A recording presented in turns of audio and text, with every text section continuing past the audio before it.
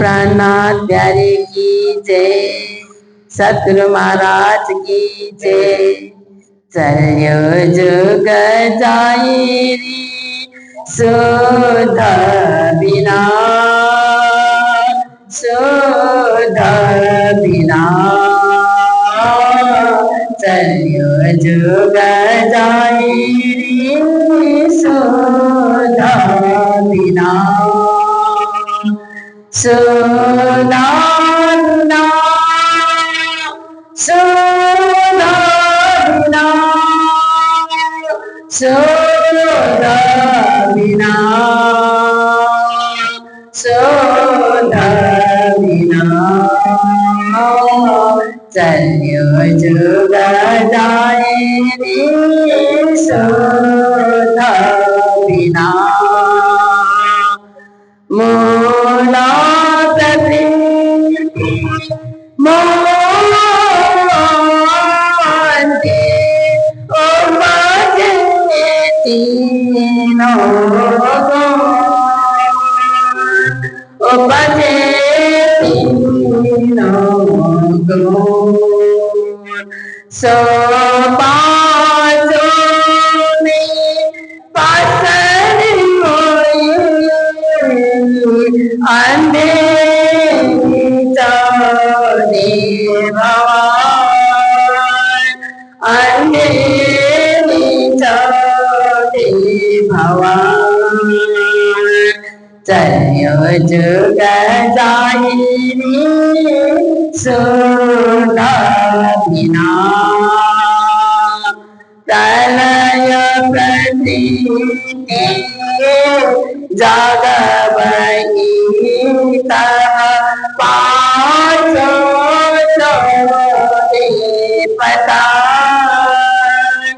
पाँचों चोरी पता।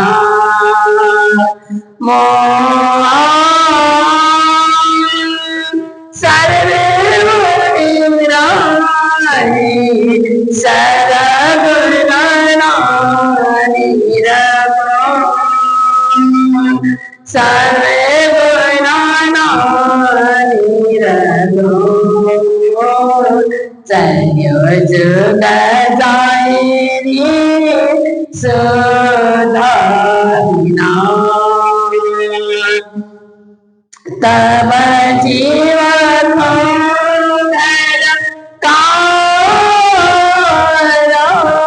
कायो काख संभवतन, काख संभवतन। गुरु शिष्य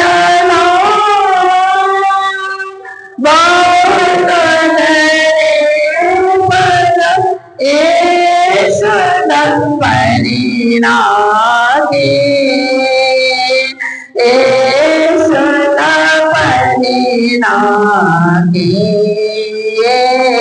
चलियो जुग जाई रे सुधा बिना। ओ पारताले माय बहारो को जानैयो दार, ने चल न्यारा श्रावण से धरना पावेगी। ने चल न्यारा श्रावण से धरना पावेगी। चलियो जुग जाई रे सुधा बिना। चलियो जुग जाई रे सुधा बिना। सच्चिदानंद गुरुदेव की जय।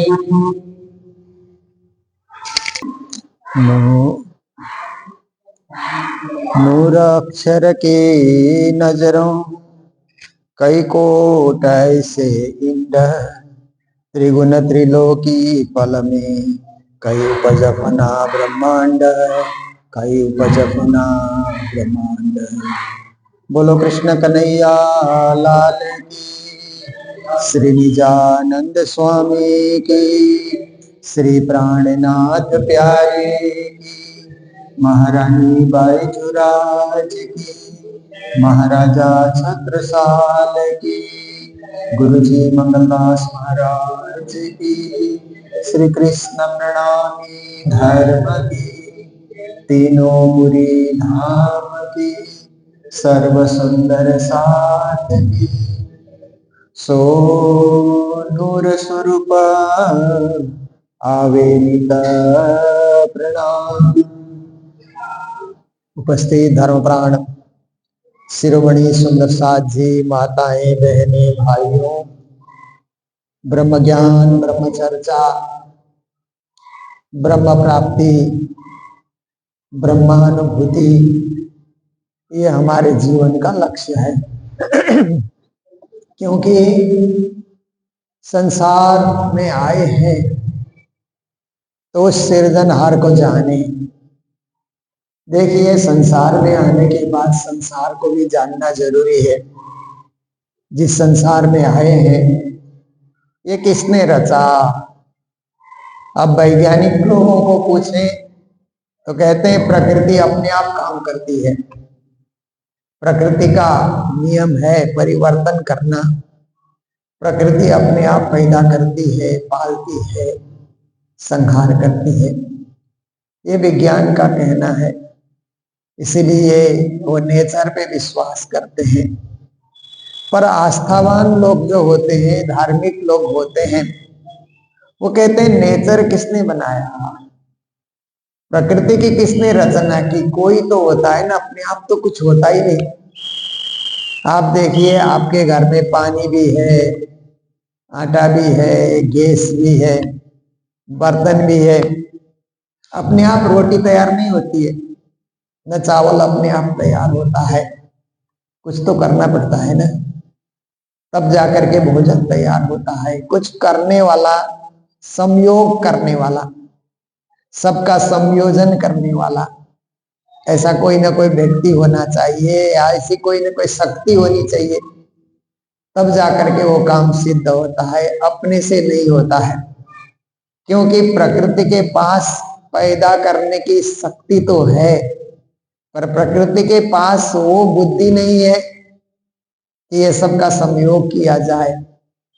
तो बुद्धि कौन दे रहा है, कहां से प्रकृति प्रेरित हो रही है?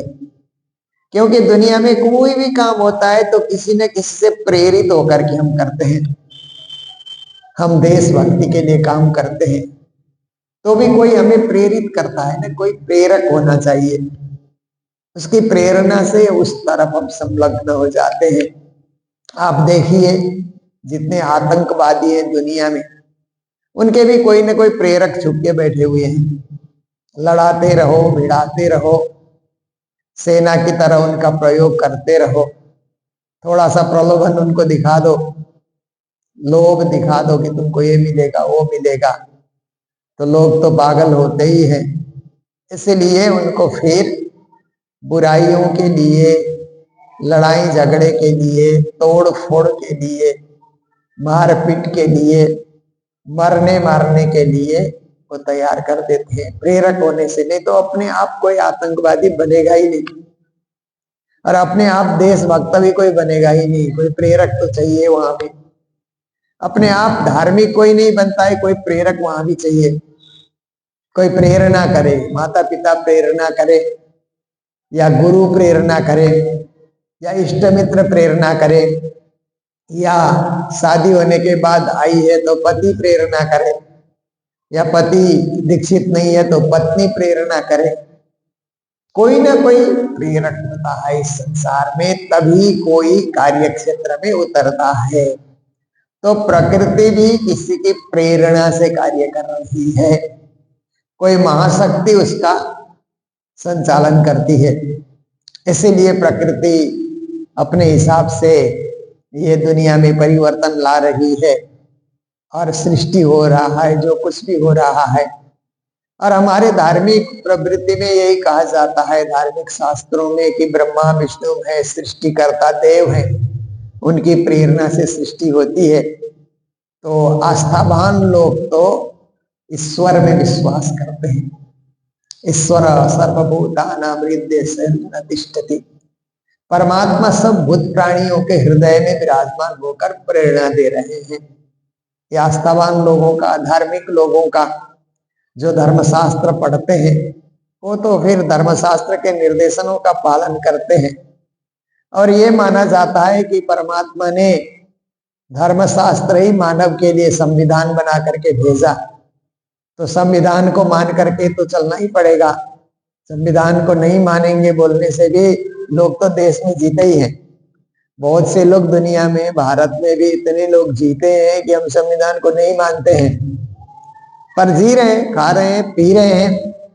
तुम्हारे नहीं मानने से संविधान झूठा थोड़े होगा, संविधान निरर्थक थोड़े होगा। तो अपनी जगह है। कभी कुछ ज्यादा ही तुम बकबक करोगे या ज्यादा ही कुछ उठपटांग करोगे तो संविधान के किसी न किसी धारा से तुम बच जाओगे, फिर चले जाओगे जेल में, आजीवन कारावास भोगते रहोगे। नहीं मानूंगा बोलने से क्या होता है। तो ऐसे ही परमात्मा की भी सृष्टि में विधान है। परमात्मा को नहीं मानेंगे ऐसा भी कुछ लोग बोलते हैं, परंतु बोलने दो, कितना बोलते हैं।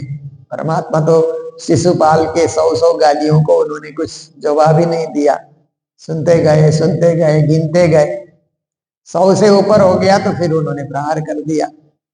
ऐसे ही लोग जो है बुरे कर्मों में, दुष्कर्मों में कितने प्रवृत्त होंगे, एक न एक दिन फिर उनको उसका भुगतना ही पड़ेगा।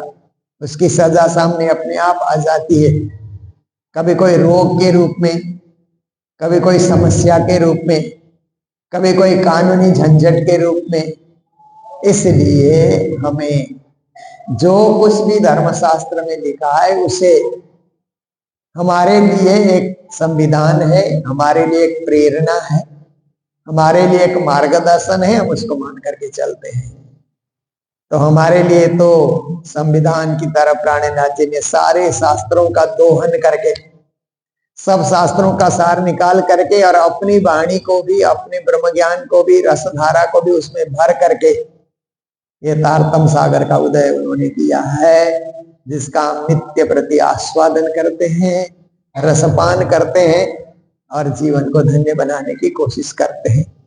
तो आज की चौपाई में श्री जी महाराज कह रहे हैं, सो नूर स्वरूप आवे नित्य। जो अक्षर भगवान है, जिनको नूर स्वरूप कहा जाता है, राज्य के दर्शनों के लिए आते हैं, क्योंकि उनको भी महाशक्ति चाहिए। अक्षर भी शक्तिशाली है, क्षर पुरुष भी शक्तिशाली है, विश्व ब्रह्मांड की रचना करते हैं, उनमें भी शक्ति है, पर उनको भी ऊपर की शक्ति चाहिए ना। जैसे किसी कंपनी में आप लोग जाइए तो बॉस होता है ना, वह सबसे ऊपर बैठा हुआ, उसका भी बॉस होता है, बॉस का भी बॉस होता है। और पुलिस के लाइन में आप जा करके देखिए तो हौलदार है, उसके ऊपर बड़ा इंस्पेक्टर है, फिर वो जाकर के ओशी होता है, फिर और क्या क्या ओहदाएं होती है ना। आर्मी में जाकर के देखिए, आर्मी में भी एक के बाद एक उनकी श्रेणियां होती है ना। सबसे ऊपर करते हुए सबसे ऊपर जाकर के राष्ट्रपति। तो देखिए इसी तरह से देवी देवताओं में भी सब कार्य कर रहे हैं, पर उनको भी ऊपर ही शक्ति चाहिए। कुछ पूछना पड़ेगा ऊपर वाले को, अपने से ऊपर वाले को पूछना पड़ेगा, मर्जी से सब कुछ नहीं कर सकते हैं। इसलिए अक्षर भगवान भी अक्षरातीत से आदेश लेने के लिए, उनके दर्शन करने के लिए, हाजिरी देने के लिए उपस्थित हो जाते हैं। सबसे बड़ी बात तो हाजिरी देना है ना। हम लोग मंदिर क्यों आते हैं? श्री राज्य के आगे हाजिरी देने के लिए हम उपस्थित हैं, आपके चरणों में हैं, आपके समक्ष हम बैठे हुए हैं। तो ये भी बड़ी बात होती है। श्री जी महाराज कहते हैं नूर तजल्ला के दीदार। अक्षरातीत जो है उनको नूर तजल्ला कहा, उनके दर्शनों के लिए।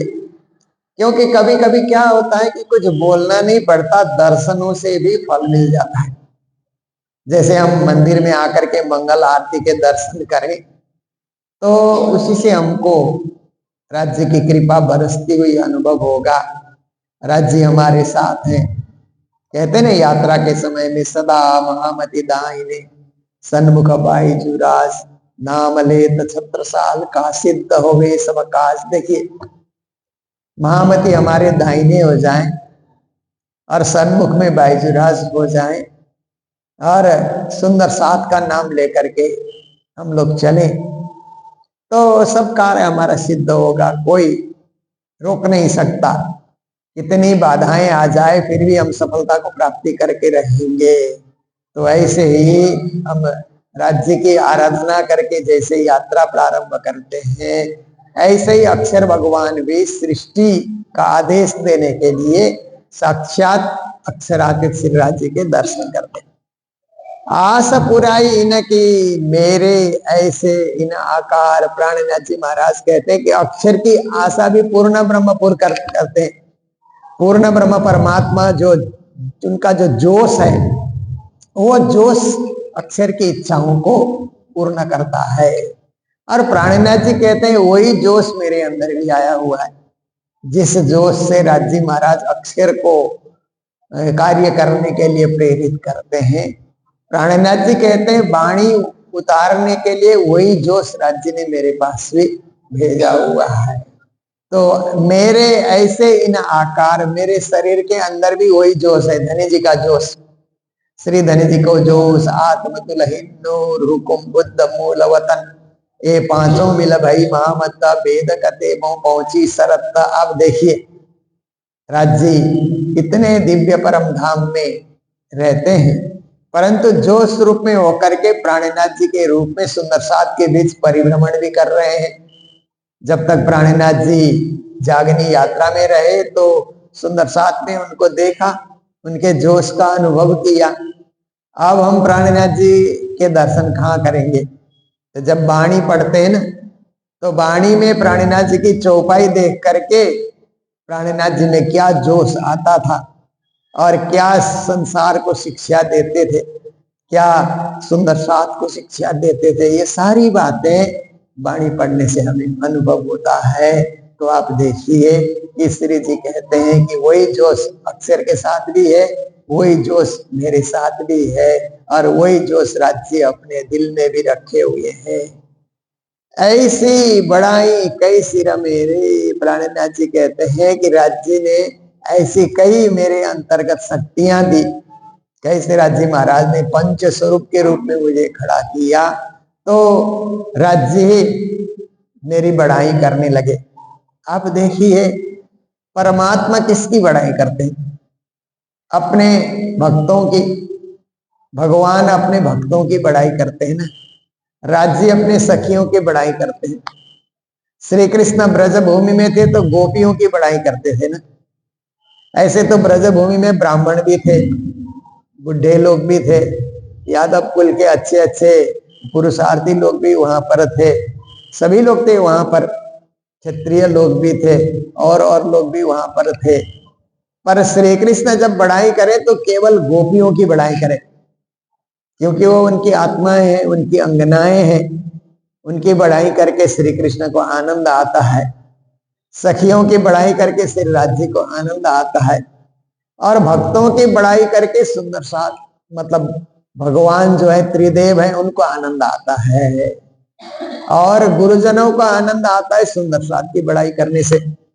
जैसे सुंदर साथ है तो गुरुजनों की बड़ाई करते हैं पर गुरुजनों को आनंद आता है सुंदर साथ की बड़ाई करके। इसीलिए मैंने एक उदाहरण पहले भी आप लोगों को सुनाया था कि 1975 में गुरु महाराज के दर्शनों के लिए मुंबई से 110 सुंदर साथ आए। 2 डब्बा रेल का रिजर्व किया उन्होंने और सुंदर साथ गुरु जी के दर्शनों के लिए कालिम्पोंग के दर्शनों के लिए आए। और आकर के कालिम्पोंग में जो भी आश्रम है वो आधा बन गया था आधा बनने की तैयारी थी ऊपर हॉल था। तो उन लोगों ने चुपके से क्या किया कि एक दिन किसी को बताना नहीं हम सब सुंदर साथ मिल करके गुरु जी की आरती उतारेंगे। तो ऐसा कहा, क्योंकि गुरुजी जल्दी से देते नहीं थे आरती उतारने। राज्य की आरती उतारो बस हो गया, मंदिर में जाओ राज्य की आरती उतारो, मेरी कोई जरूरत नहीं है, ऐसा बोलते थे। तो सुंदर साथ ने कहा कि गुरुजी में भी तो इतना जोश है, तो हम गुरुजी की आरती उतारते। उन्होंने चुपके से पूरी तैयारी कर ली, पर कोई बात छुपती नहीं है ना। गुरु महाराज के कानों तक भी कहीं बात पहुंच गई कि ये लोग ऐसी तैयारी कर रहे हैं। तो गुरु महाराज ने, हम लोग जो उनकी सेवा करते थे हजूरी के रूप में, हम लोगों का हल्ला नहीं करना, एक आरती तुम लोग सजा करके मेरे पास भी रख देना। तो हम लोगों ने गुरु जी का आदेश पालन करके एक आरती उनके पास रख दी। और रखने के बाद क्या हुआ कि उन लोगों ने सत्संग शुरू किया। गुरु महाराज आसन में आकर के विराजमान हो गए। थोड़ा सत्संग होने के बाद फिर सब लोगों ने आरती तैयार करके रखे हुए थे, आरती सुन गाना शुरू किया और गुरु जी की आरती करना सबने शुरू किया। तो ऐसे समय में गुरु जी ने हम लोगों को कहा कि वो आरती कहाँ है, तुम लोग भी जलाओ। हम लोगों ने भी जला दिया। फिर गुरु महाराज सुंदर साहब की आरती उतारने लगे।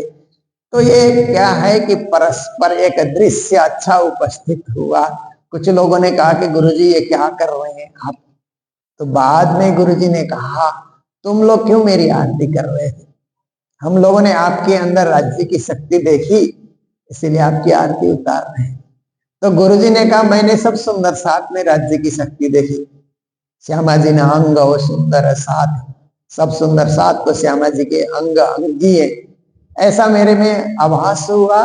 क्योंकि तुम्हारे अंदर जो आत्मा है वही तो परमात्मा का आसन है, इसीलिए मैंने तुम्हारे अंदर राज्य के दर्शन किए। तुम लोगों ने मेरे अंदर राज्य के दर्शन किए, तो मैंने तुम्हारे अंदर राज्य के दर्शन किए। तो देखिए कि श्री राज्य महाराज के दर्शन करना। तो प्राणनाथ जी महाराज के समय में भी सुंदर साथ प्राणनाथ जी में राज्य के दर्शन करते थे। श्री प्राणनाथ जी महाराज ऐसे ही कोई महापुरुष या त्यागी पुरुष संत पुरुष नहीं है, साक्षात राज्य का जोश है उनके अंतर्गत। ये देख करके पद्मावतीपुरी धाम पन्ना में अष्टप्रहर की पूजा हुई। अष्टप्रहर की सेवा पूजा अभी तक में हम लोग सुनते हैं ना, वो सब सुंदर साथ प्राणनाथ जी की और बाईजू राज की अष्टप्रहर की पूजा करने लगे कि राजश्यामा तो यही उतरे हुए हैं। पर अब हमें, अभी तो क्या है कि 350 साल से भी ऊपर हो रहे हैं ना, अब हमें वो मौका नहीं मिलता। तो हम क्या करें, वाणी को पढ़ करके, वाणी का उपदेश ग्रहण करके फिर हम आरती उतारे, तो साक्षात इसी दुनिया में राजश्यामा की आरती उतारने का हमें अनुभव होगा। इसलिए हमारे पूजा में घर घर में वाणी पधराई जाती है ना, ताकि हम राजश्यामा के दर्शन उस वाणी वचन के रूप में, वांग्मय स्वरूप के रूप में राजश्यामा के हम दर्शन कर सके। तो श्री जी कहते हैं, धनी जी ने ऐसी कई बढ़ाई मेरे सिर पर, मेरी बढ़ाई होने के लिए धनी जी ने मुझे ऐसा उन्होंने स्थान दिया कि मेरी बड़ी बढ़ाई हो रही। दे दे लही जो दाव, उन्होंने अपना उत्तराधिकारी भी मुझे बनाया, मेरे ऊपर दाव लगाया उन्होंने कि ये काम कर सकता है। उनको लगा कि मेरे बाद मेरे इस मिशन को, मेरे इस जागनी यात्रा को ये आगे बढ़ा सकता है। क्योंकि प्राणनाथ जी महाराज ने, वो सदगुरु देवचंद जी महाराज ने भी देखा, साक्षात राज्य महाराज ने भी देखा। तो मेरे ऊपर दाव लगा करके धर्म उत्तराधिकारी, ये ज्ञान प्रचार करने के लिए एक अधिकारी के रूप में मुझे चुना गया। सब दुनिया के दिल में आनी और मुझे ऐसे प्रेरक बनाया कि मेरे मुख से जो वाणी उतर रही है सब दुनिया के दिल में पहुंच जाए, जो इसे स्वीकार करते हैं, जो इसे सुनना चाहते हैं। जो आएंगे ही नहीं करीब तो अभी अपनी जगह है, परंतु जो इसको सुनना और ग्रहण करना, जीवन में उतारना और जीवन में उस चीज को अनुभव करके अनुभूत हो जाना, ये दुनिया में जिसकी भी इच्छा होती है, कहते हैं कि उनके दिल में ये वाणी पहुंचाने के लिए राज्य ने मुझे आदेश किया। दे साइडी सब किताब, सब धर्म ग्रंथों का प्रमाण दे करके कि परब्रह्म ही सबसे परे हैं, सबसे बड़े हैं, सबके मालिक हैं, सबके स्वामी हैं, सबके रक्षक हैं। देवी देवता उनके अधीनस्थ होकर के कार्य करते हैं। इसीलिए पूर्ण ब्रह्म को जानो, पर ब्रह्म को जानो, राज्य को जानो, जो सब पर राज कर रहे हैं ऐसे साक्षात श्री धनी जी को जानो। ये वाक्य एक पर ब्रह्म परमात्मा की पूजा की प्रणाली साक्षात पूर्ण ब्रह्म ने मेरे को ये दायित्व दिया।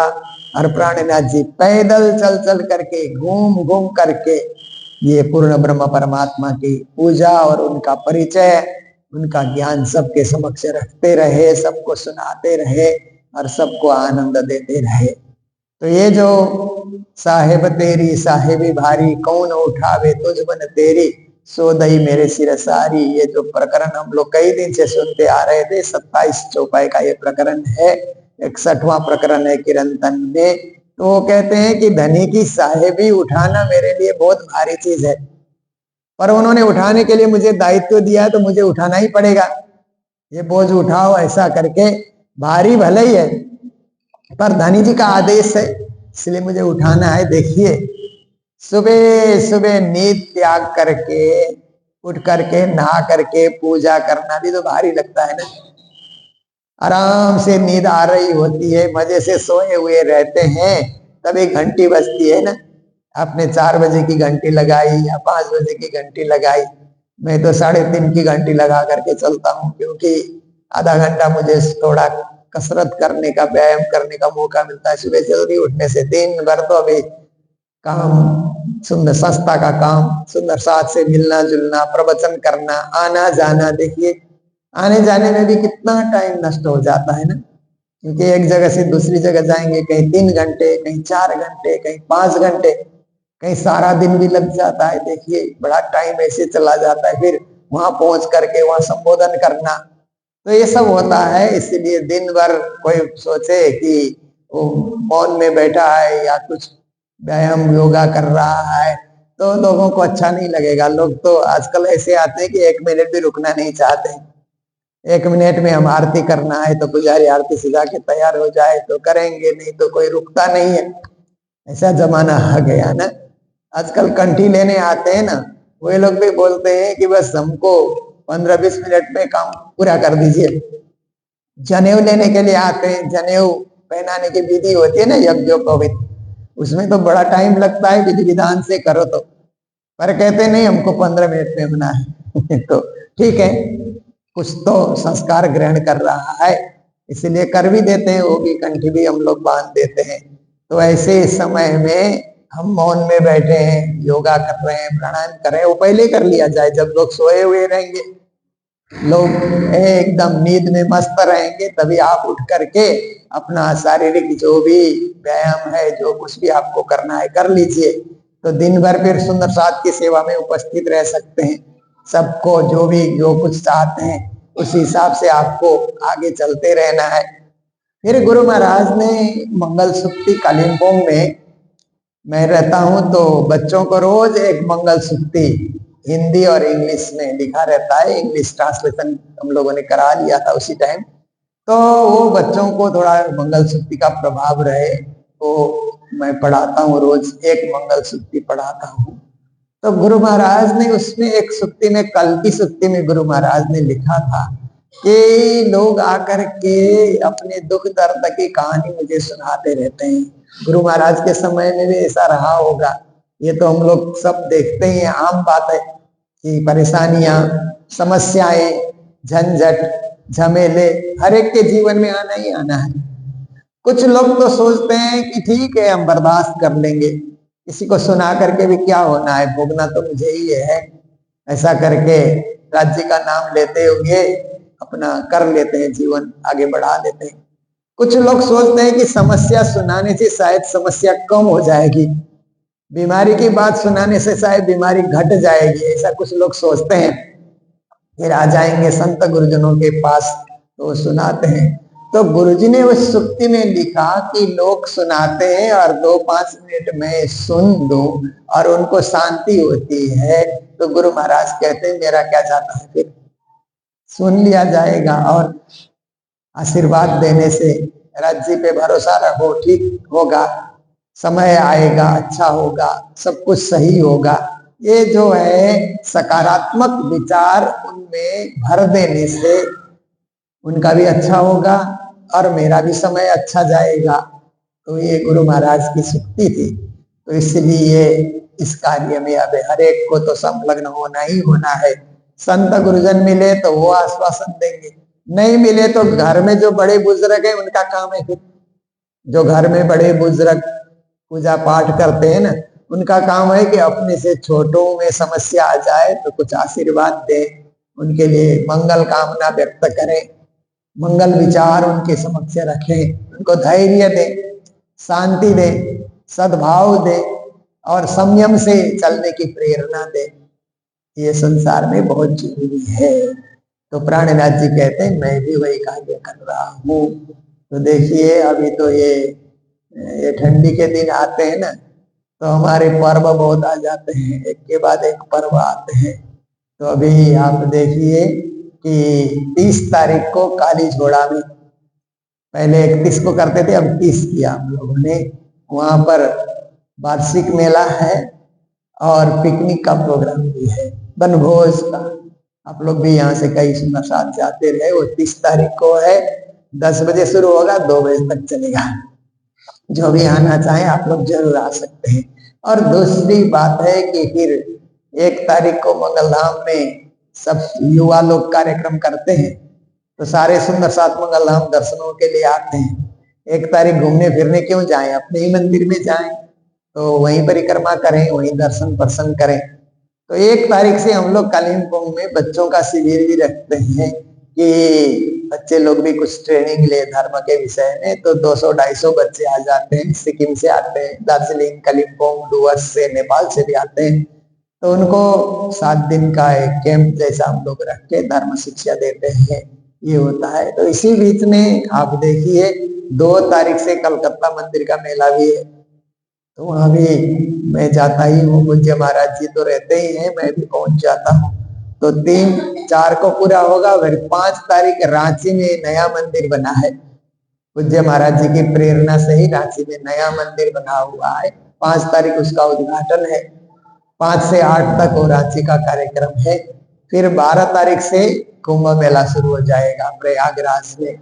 हम लोग 1.5 महीने का शिविर रख रहे हैं वहां पर। पहले सप्ताह में मैं हूँ और राजदास जी हैं, फिर दूसरे तीसरे सप्ताह करके अलग अलग कथाकार वहां पर रहेंगे। तो फरवरी के यहाँ के मेले के बाद पूज्य महाराज जी ने भी अपने भागवत की कथा वहां पर रखी है, तो आप लोग जानकारी ले सकते हैं। तो ऐसे करके हम लोग 1.5 महीना महाकुंभ का शिविर रखेंगे। इतना होते होते और कार्यक्रम बीच में हमारा जो है वार्षिक मेला उधर जयगांव का भी आ जाता है। करते करते फिर होली। इस बार होली में कालिम्पोंग में हम लोग इच्छा मंदिर में, जो इच्छा बस्ती में मंदिर है, वो प्राचीन मंदिर है कालिम्पोंग का, सबसे पुराना मंदिर, जहाँ पे गुरु महाराज पहले आए और 4 साल तक रहे थे वहां पर। वहां पे 108 पारायण करने के लिए हम लोग विचार कर रहे हैं। तैयारी है 8 मार्च से 14 मार्च तक वहां करेंगे सप्ताह व्यापी 108 पारायण। होली फिर मंगलधाम से ही मनाएंगे। फिर उसके बाद अप्रैल 6 से लेकर के 14 अप्रैल तक नेपाल इटेरी में भी 108 पारायण करेंगे। और एक हॉस्पिटल वहां बना हुआ है गुरुजी के ही नाम से, MRS प्रणामी हॉस्पिटल, मंगल राधिका सदानंद प्रणामी हॉस्पिटल। तो ये नाम लंबा होता है, इसलिए MRS प्रणामी हॉस्पिटल हम लोगों ने नाम रखा है। उसका भी उद्घाटन है।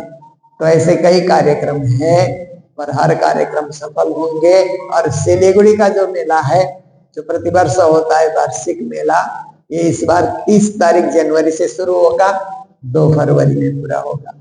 यहाँ भी 108 कन्याओं की शादी होती है और भी कई कार्यक्रम होते हैं, अखंड पाठ होता है।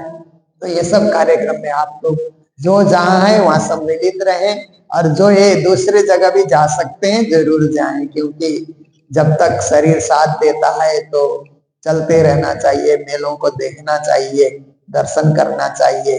क्योंकि एक दिन घर हम बैठ जाएंगे, जकड़ जाएंगे, तो फिर मन में ही सब बातें रह जाएगी। इसके लिए हम कुछ न कुछ करते रहें और जीवन को सार्थक बनाते रहें। इन शब्दों के साथ आज का भी समय पूर्ण होने आया। तो चौपाई दोहराते हुए प्रसंग को विराम दे रहे हैं।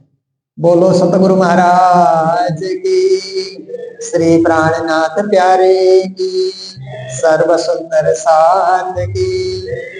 ऐसी बड़ाई कई सिर मेरे, दे दे लई जो दावत, सब दुनिया के दिल में आनी। दे साहिबी सब किताब, दे साहिबी सब किताब। बोलो श्री प्राणनाथ प्यारे की, श्री धाम के धनी की।